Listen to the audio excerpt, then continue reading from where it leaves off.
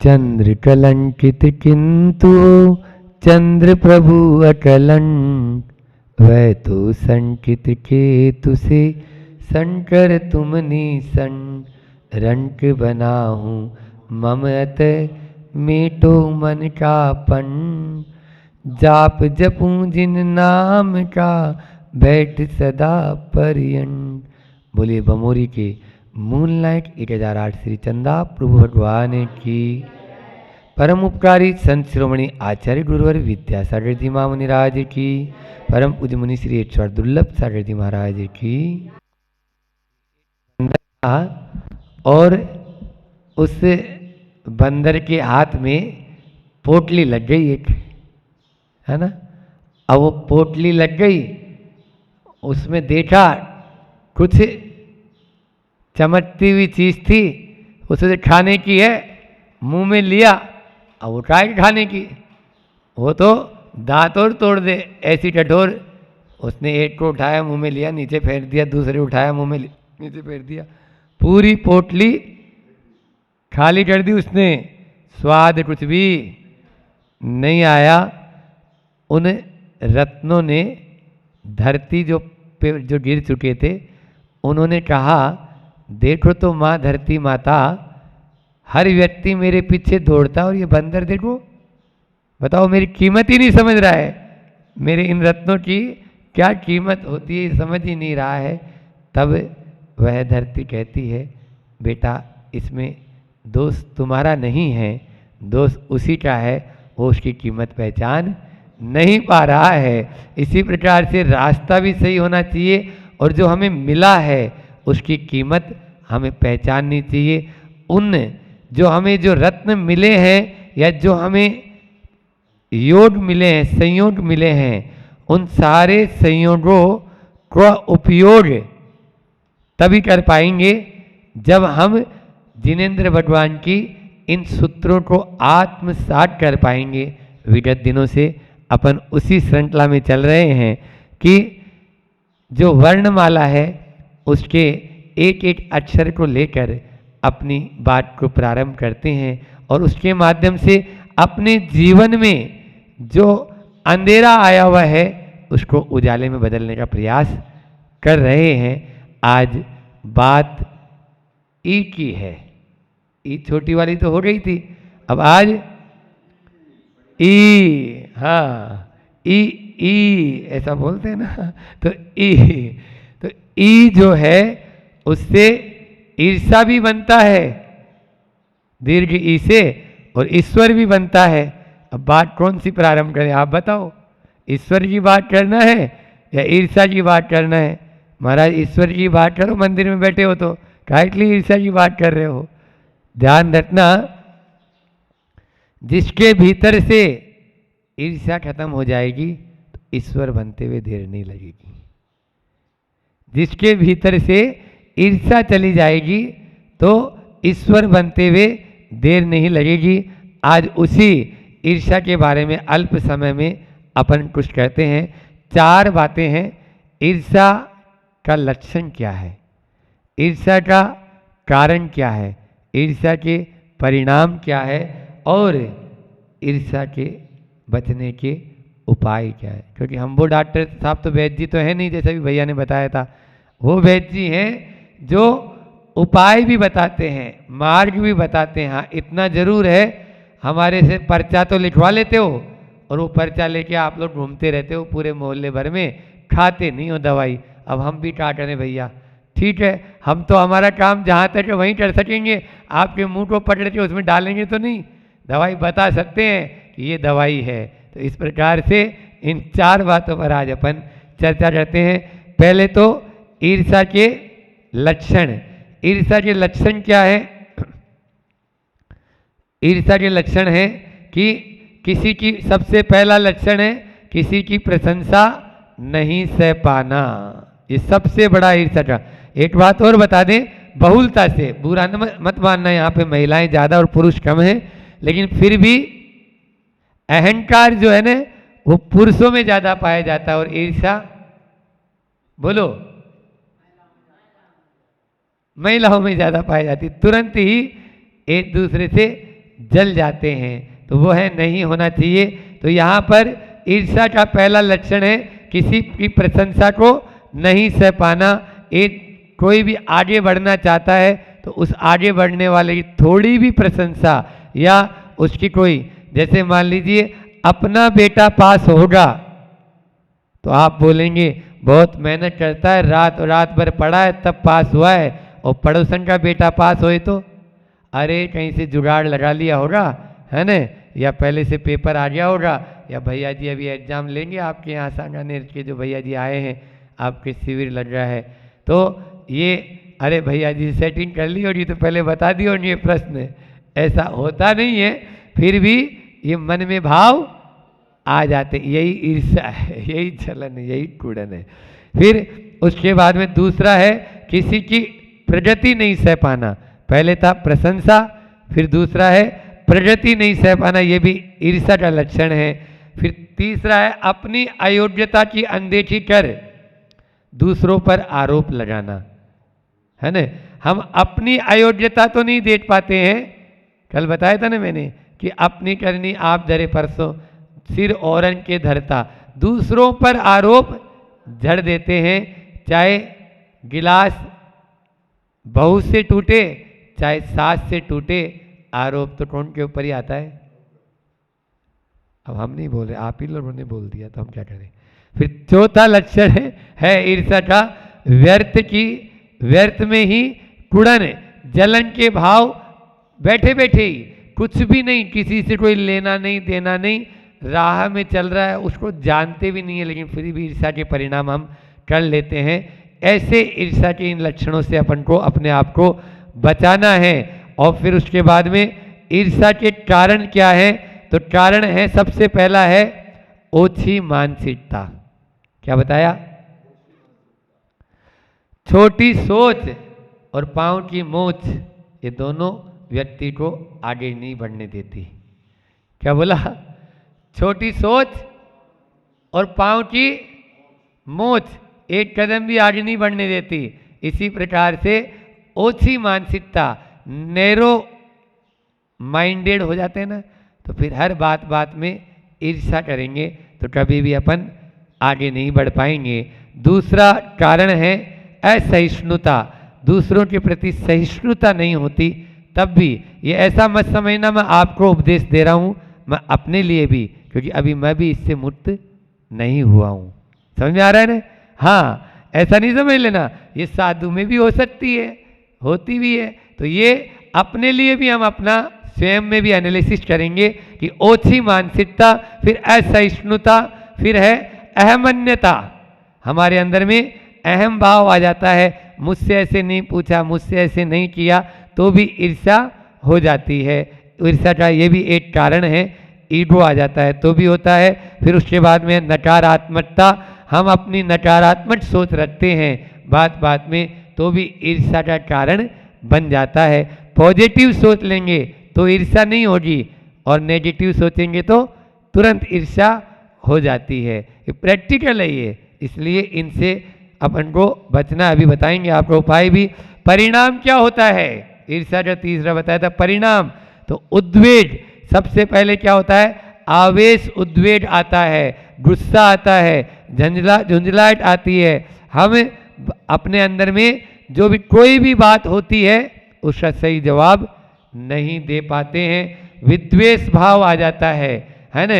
जैसे ही ईर्ष्या के परिणाम हमारे अंदर आते हैं तो उसका परिणाम यही है कि दूसरे से हम द्वेष भाव रखेंगे, है ना, उससे बात नहीं करेंगे, उससे कन्नी काट लेंगे।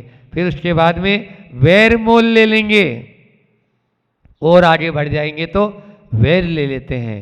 ईर्ष्या के कारण बड़े बड़े वैर हुए हैं और होते हैं, इनसे बचना है। और फिर इसके बाद में अंतिम है हत्या तक कर देते हैं।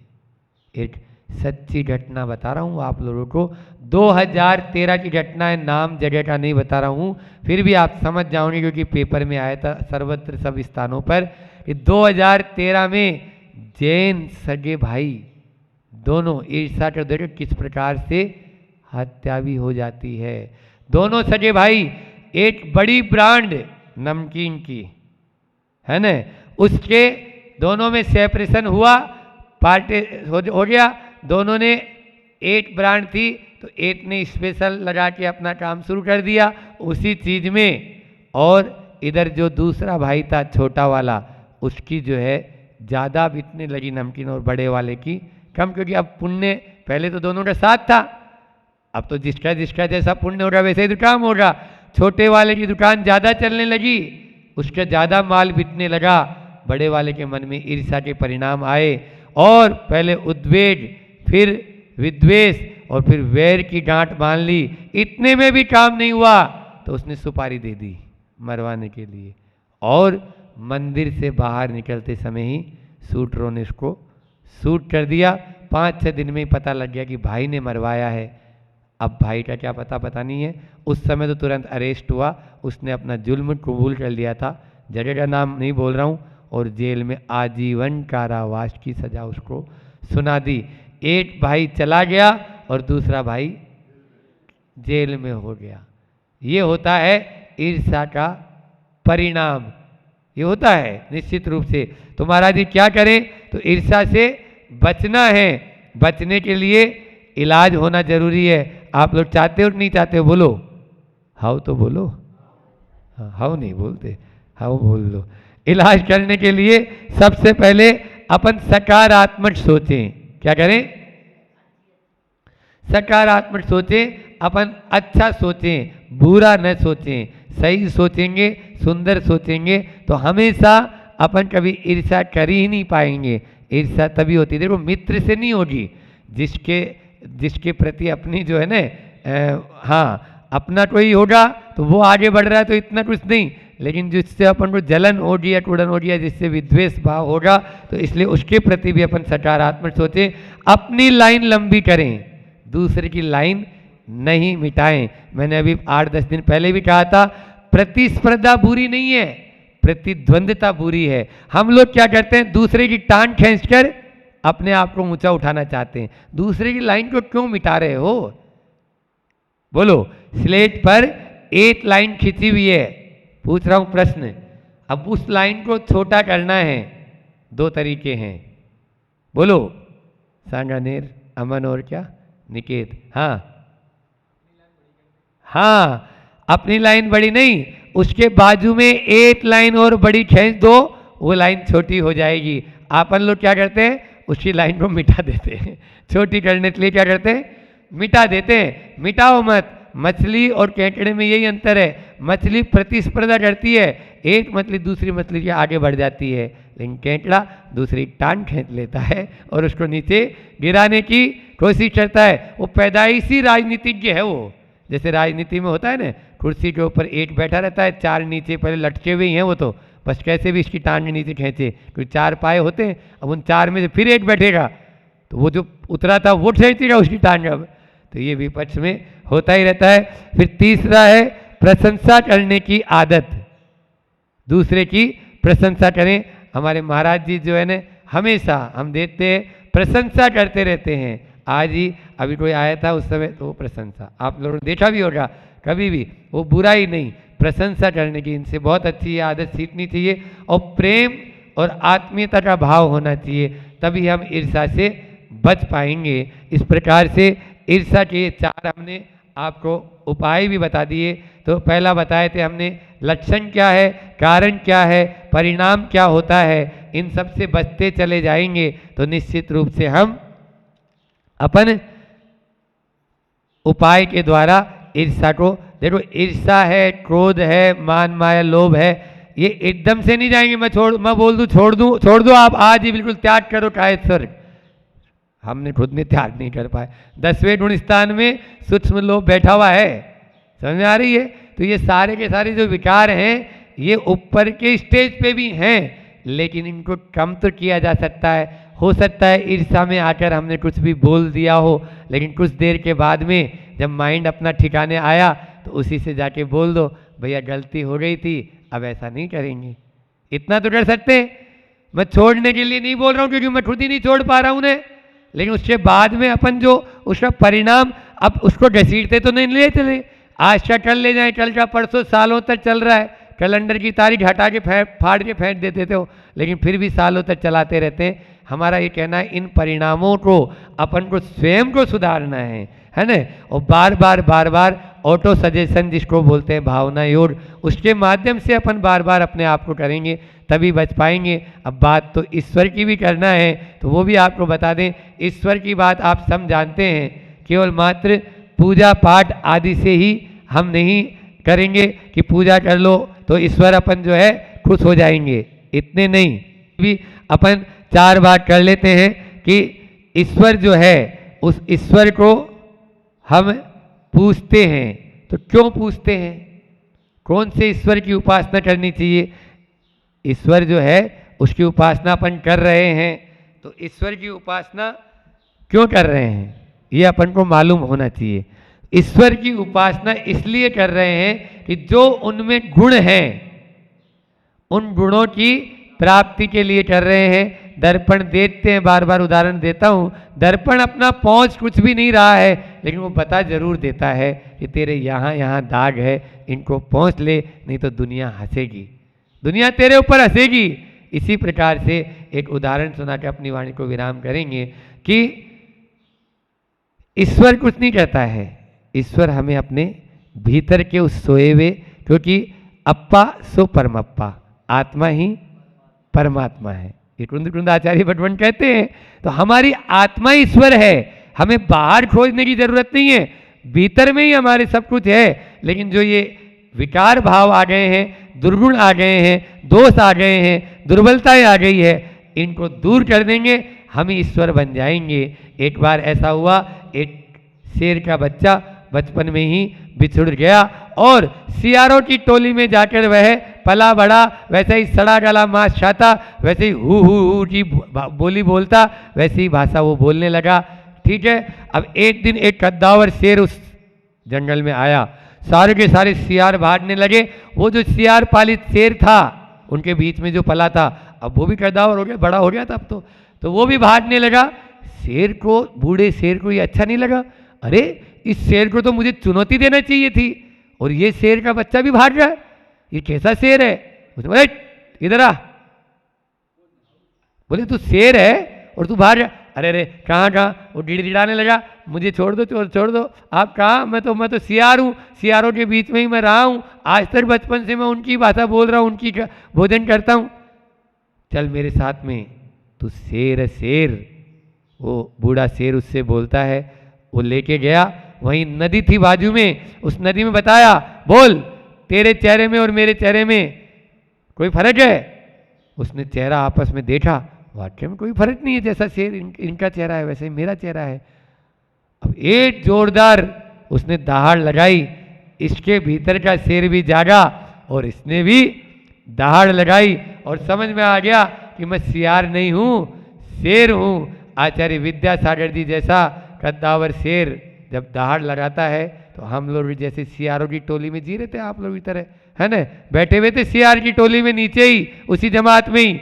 लेकिन जब उनकी आवाज़ सुनी तो उसने बोला तेरे भीतर भी शेर है, जगा उसको।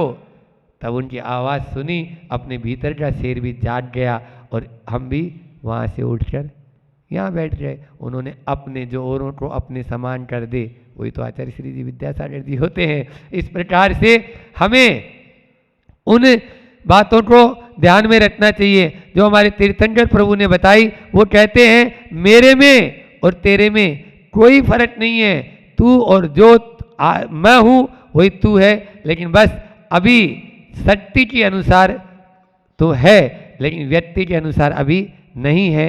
व्यक्त करना चाहता है, अभिव्यक्ति करना चाहता है, तो अपने उन सब दोषों को, दुर्बलताओं को हटाता चल, हटाता चल, हटाता चल। तो ईर्ष्या छोड़ दो तो ईश्वर बनने में देर नहीं लगेगी।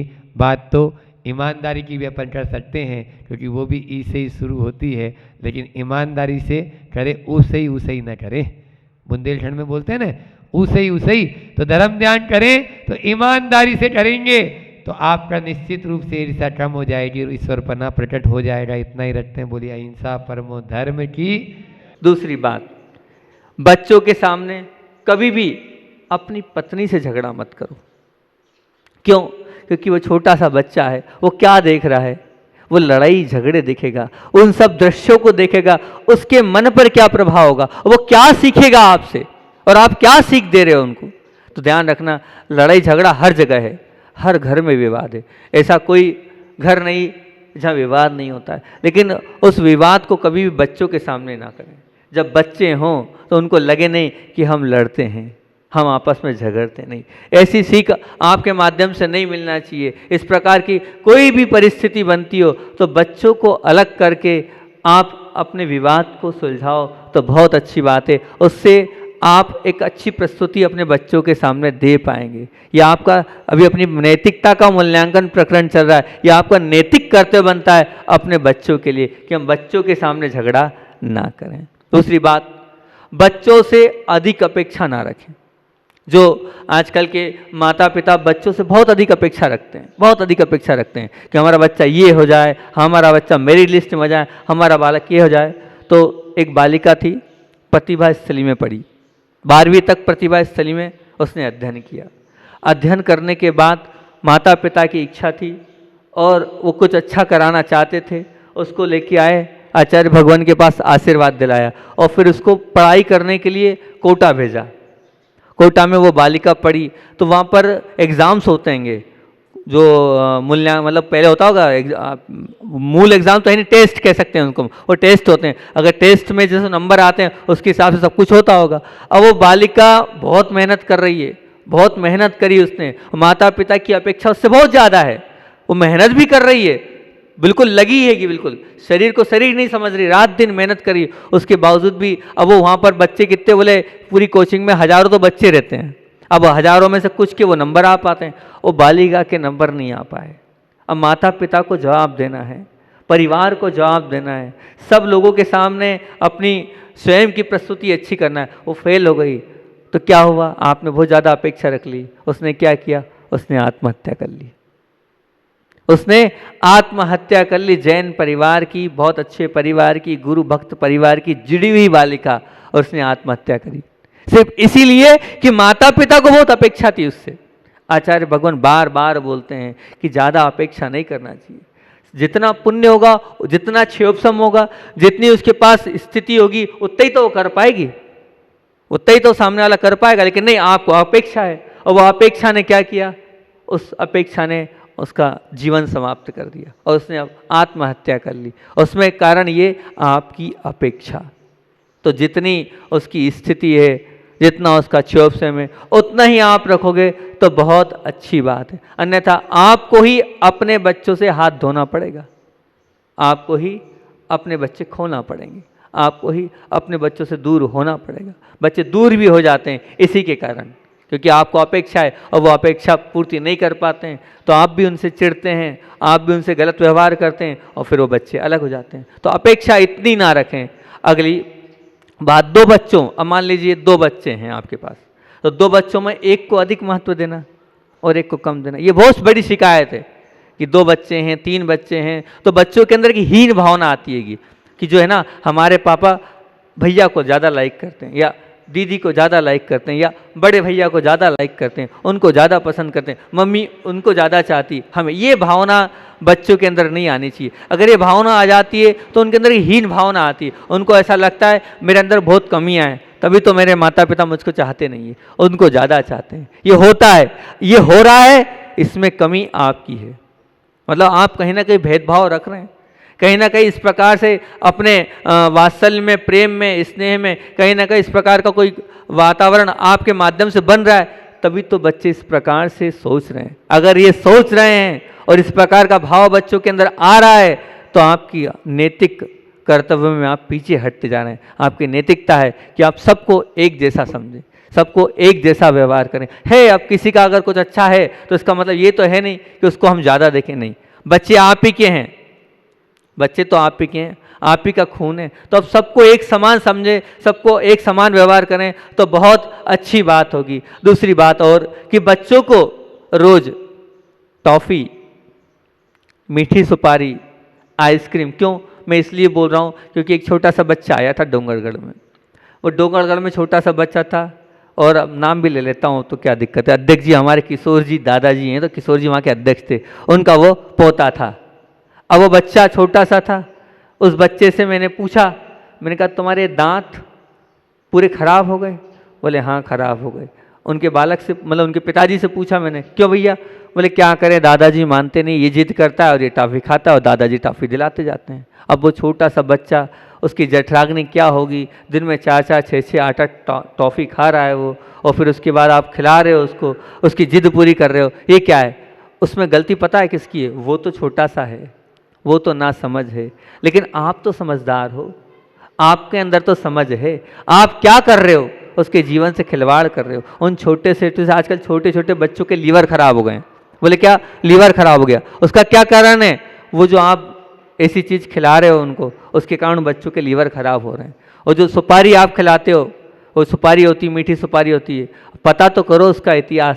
जो सुपारी सड़ी हुई होती है, जो सुपारी सड़ी हुई होती है, उन सड़ी सुपारियों पर मीठा पानी चढ़ाया जाता है। जो किसी काम की सुपारी नहीं है, उस पर मीठा वो पानी चढ़ाया जाता है और वो खिलाया जाता है। कभी एक काम करना, उस मीठी सुपारी को धो के देख लेना, पता चल जाएगा कि वो क्या है।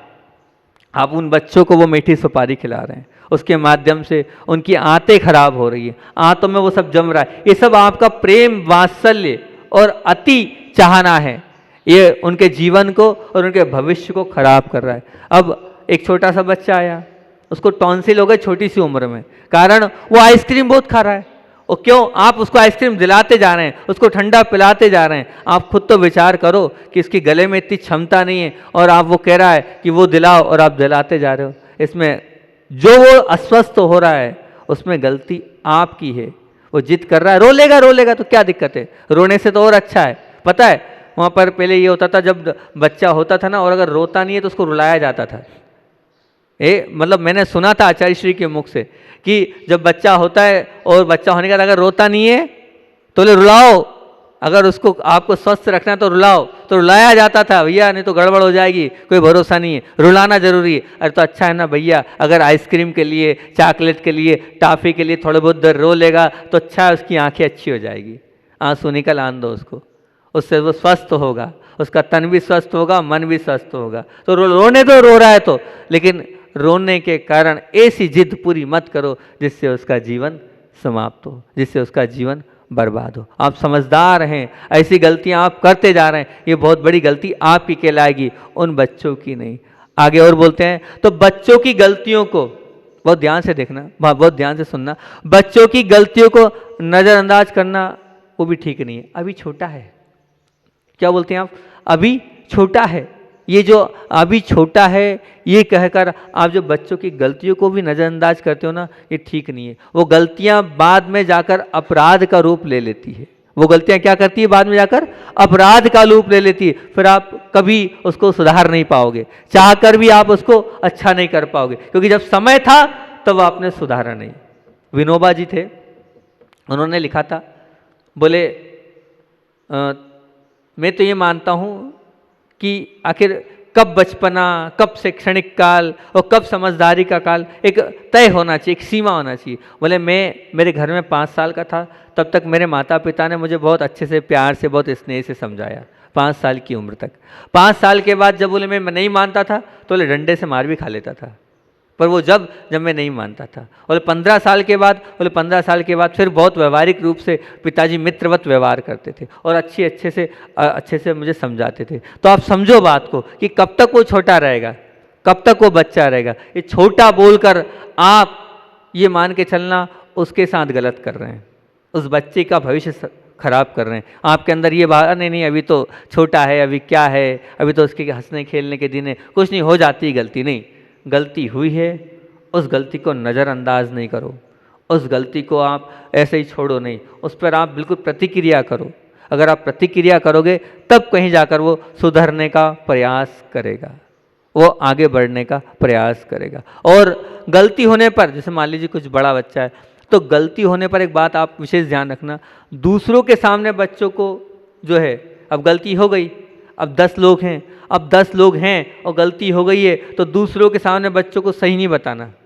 क्या कि नहीं हमारा बच्चा जो है वो ठीक है, उसने गलत नहीं किया है, वो जो कर रहा है या जो कहा है नहीं। अगर आपको लगता है इससे गलती हुई है तो सबके सामने, मतलब अपने बच्चों के लिए ये प्रस्तुति नहीं करना कि ये गलत नहीं, स्वीकार करना। लेकिन आजकल के माता पिता ऐसे हैं, नहीं हमारे बच्चे ने कोई गलती की ही नहीं है। लगभग आजकल के माता पिता अपने बच्चों की गलती को स्वीकार नहीं करते और मानते भी नहीं है कि हमारे बच्चे ने गलती नहीं करी है। नहीं, ये बात गलत है। जहाँ गलती हो तो सबके सामने भी आप ये कहो कि नहीं हमारे बच्चे ने गलती करी है, हमारा बच्चा गलत है।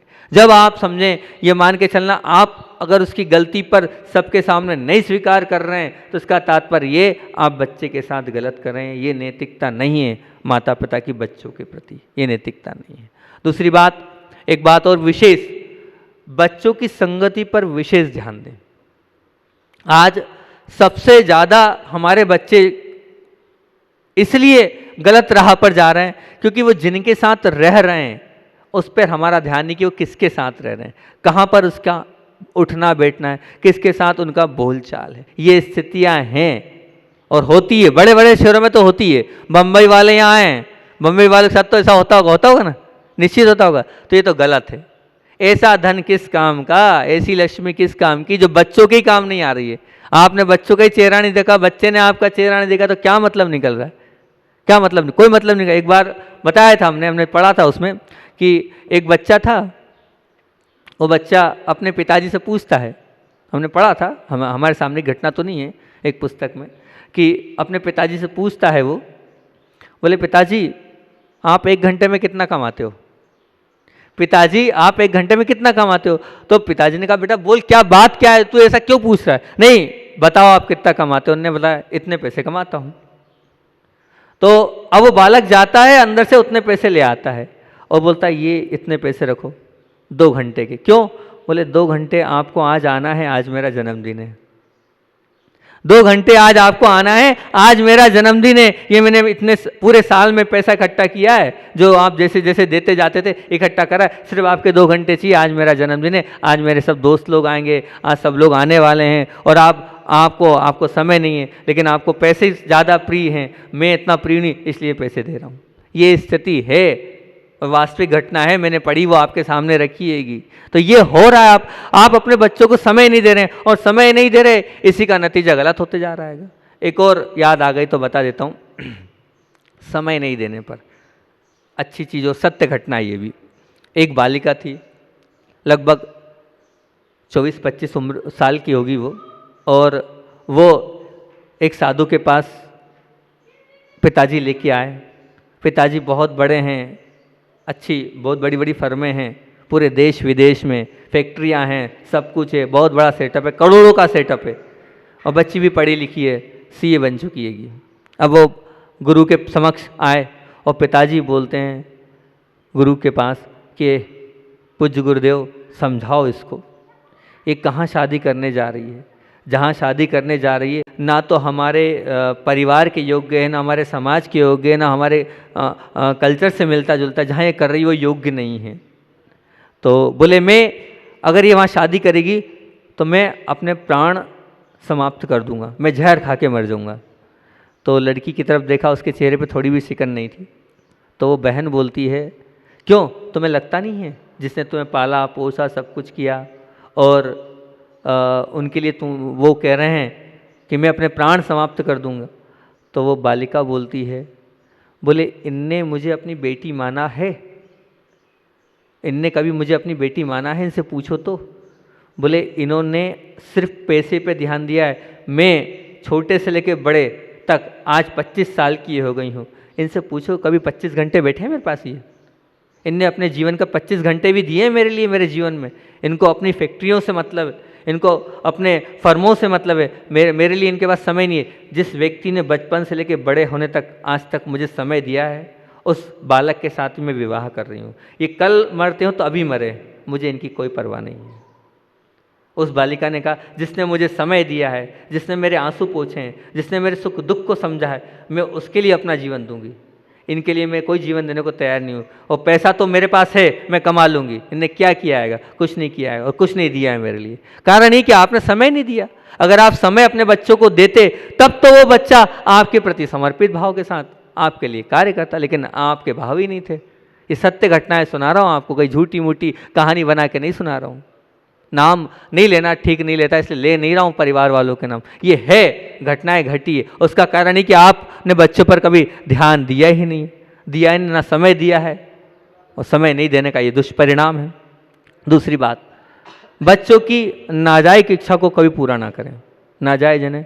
अब बच्चे जो मांग रहे आप सब दे रहे हैं। उसने कहा मुझे 2 व्हीलर चाहिए, बहुत अच्छी बात है, 2 व्हीलर ले लो, कोई दिक्कत नहीं, कॉलेज जाना है आना है, 2 व्हीलर दे दो। अब वो 2 व्हीलर भी चाहिए तो कौन सी चाहिए? बोले वो 2 लाख वाली चाहिए। अरे क्यों भैया 2 लाख वाली क्यों चाहिए? 35, 40, 50 हज़ार वाले में भी तो काम हो सकता हैगा क्या? नहीं, पर वो 2 लाख वाली ही चाहिए, उतनी महंगी ही चाहिए। आती है, सुना है, आती है आजकल 2-2 लाख वाली 2 व्हीलर आती हैगी, सुना मैंने, बड़ा आश्चर्य लगा मेरे को। मोबाइल चाहिए तो कैसा चाहिए? नहीं, वो जो 70,000 का 1 लाख का है वो वाला चाहिए। तो क्या ज़रूरत है, तुमको पढ़ना है ना, पढ़ने के लिए 5,000 के मोबाइल में भी काम चल सकता है। नहीं, लेकिन नहीं, अभी आप उनकी नाजायज इच्छा पूरा करके, आप उनकी जो भावना है वो पूरा करके आप उनको बिगाड़ रहे हैं। क्योंकि पैसे का महत्व उनको समझाओ, कैसे पैसा कमाया जाता है, और जितनी आवश्यकता है उतना ही तो आप देना चाहिए। एक बच्चा मेरे पास आया, उससे मैंने पूछा, वो इंदौर पढ़ने जा रहा था, गाँव का बच्चा है। तो उसके पिताजी ने बोले महाराज जी ये 2 व्हीलर लेने को बोल रहा है, और है भी आवश्यकता है, इंदौर जैसी जगह में पढ़ना है तो इसको 2 व्हीलर की आवश्यकता भी है और दिलाना है, लेकिन मेरी भावना है कि इसको स्कूटी दिलाई जाए। तो हम समझे ना स्कूटी क्या होती है? बोले एक छोटी गाड़ी होती है महाराज जी, स्कूटी होती है। अच्छा, मैंने कहा उसको स्कूटी बोलते हैं। हाँ, बोले वो स्कूटी। तो मैंने कहा क्यों? तो बोले स्कूटी इसलिए दिलाना चाहता हूँ कि भाई इसके दादाजी भी गए तो वो चला लेंगे, है ना, और हमारी दुकान का सामान रहता है तो वो आगे रख के ला सकता है। अब ये जिस गाड़ी की ये बात कर रहा है, वो जो गाड़ी है वो गाड़ी का एवरेज नहीं, वो गाड़ी पे अकेला ये बैठ पाएगा, दूसरा कोई बैठ नहीं पाएगा। बोले उसका एवरेज बहुत कम, 12, 15, 20 का एवरेज। और वो जो गाड़ी होती है स्कूटी, बोले उसका एवरेज 50, 60। मतलब ये जब भी चलाएगा चौगुना तिगना चौगुना खर्चा, और कोई काम के नहीं। आप इसको समझाने का प्रयास करो। आचार्य भगवान विद्यासागर जी महामुनि राज की जय।